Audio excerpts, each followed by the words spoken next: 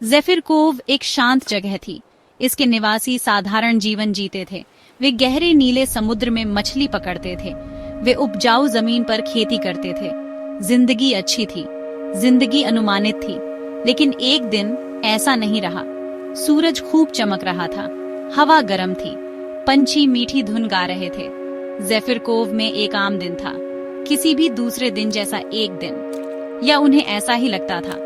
मछुआरे समुद्र में गए। उनकी नावें पानी पर खुशी से तैर रही थीं। जल्द ही उनके जाल मछलियों से भर गए। लहरों में हंसी गूंज रही थी। दिन का काम अच्छा रहा, लेकिन वापस किनारे पर कुछ अजीब हो रहा था। जानवर बेचैन थे। पंछी अनियमित रूप से उड़ रहे थे, जोर जोर से चिल्ला रहे थे। कुत्ते क्षितिज पर चिल्ला रहे थे। ग्रामीणों को बेचैनी महसूस हुई। कुछ गड़बड़ थी, लेकिन क्या? गांव के बुजुर्ग बूढ़े आदमी फिनिगन समुद्र को देख रहे थे। उन्होंने अपने जीवन में कई तूफान देखे थे, लेकिन उन्होंने ऐसा कुछ कभी नहीं देखा था। समुद्र अजीब तरह से व्यवहार कर रहा था, मानो वह सांस ले रहा हो। पानी घट गया।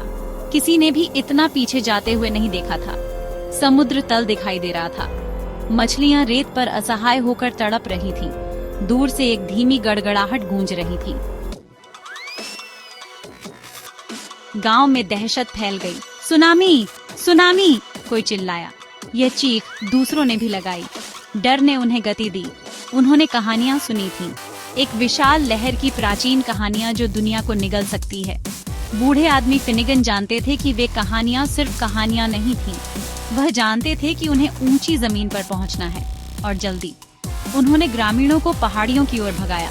भागो, वह गरजा, अपनी जान बचाकर भागो। माताएं अपने बच्चों को ले गईं। जवानों ने बुजुर्गों की मदद की। हर सेकंड मायने रखता था। गड़गड़ाहट तेज होती गई। जमीन उनके पैरों तले कांप रही थी। लहर आ रही थी। फिर वह टकराई। पानी की एक विशाल दीवार गांव के ऊपर मंडरा रही थी। ये ज़ेफिर कोव पर टूट पड़ी, अपने रास्ते में आने वाली हर चीज को कुचलते हुए। लहर की दहाड़ बहरी कर देने वाली थी। ये दुनिया के अंत जैसा था। लकड़ी के घर टहनियों की तरह बिखर गए। नावें खिलौनों की तरह उछाली जा रही थीं। ग्रामीण पेड़ों से चिपके रहे, वे चट्टानों से चिपके रहे, वे जीवन से चिपके रहे। भाग 5, जीवन से चिपके हुए। पानी गांव में उग्र हो गया। इसने लोगों को चीथड़ों की गुड़ियों की तरह उछाला। दुनिया पानी और मलबे का भंवर थी। फिर जितनी जल्दी आई थी, लहर उतनी ही जल्दी चली गई। पूरी तरह से तबाही का दृश्य पीछे छोड़ गई। बचे हुए लोग खांस रहे थे और हाँफ रहे थे। वे जो भी मलबा ढूंढ सके उससे चिपके रहे, स्तब्ध, घायल और भयभीत। उन्होंने अपने घरों के खंडहरों को देखा। उन्होंने सोचा कि और कौन बच गया होगा। भाग 6, खंडहरों के बीच आशा। हवा घायलों के रोने और खोए हुए लोगों के विलाप से भर गई थी। बादलों से सूरज निकला। इसने मलबे पर एक भयानक चमक डाली, लेकिन निराशा के बीच आशा की एक किरण जगमगा उठी।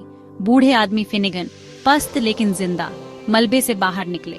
उन्होंने एक युवा लड़के को लकड़ी के एक टुकड़े से चिपके हुए देखा। वह उसकी ओर तैरे, उसे सुरक्षित बाहर निकाला। और भी लोग थे, जिंदा। भाग 7, ज़ेफिर कोव का पुनर्निर्माण। इसके बाद के दिन अंधकारमय थे। ग्रामीणों ने अपने मृतकों का शोक मनाया। उन्होंने भोजन और आश्रय के लिए खोजबीन की, लेकिन उन्होंने एक दूसरे की भी मदद की। उन्होंने जो थोड़ा बहुत उनके पास था उसे बांट लिया। उन्होंने फिर से निर्माण शुरू कर दिया। काम कठिन था। उनके घर चले गए थे। उनकी नावें नष्ट हो गई थीं, लेकिन उनके पास उनकी जान थी और वे एक दूसरे के पास थे। उन्होंने महसूस किया कि असल में यही मायने रखता है। भाग 8, ज़ेफिर कोव की भावना। धीरे धीरे दर्द से ज़ेफिर कोव राख से उठने लगा। नए घर पहले से ज्यादा मजबूत बनाए गए। नई नावें जो समुद्र के प्रकोप का सामना कर सकें बनाई गईं। जीवन कभी भी पहले जैसा नहीं रहेगा। सुनामी ने उनकी आत्माओं पर एक अमिट छाप छोड़ी थी, लेकिन इसने उनकी ताकत का भी खुलासा किया था। उनका लचीलापन, उनकी अटूट भावना। भाग 9, एक सबक सीखा, एक भविष्य गढ़ा।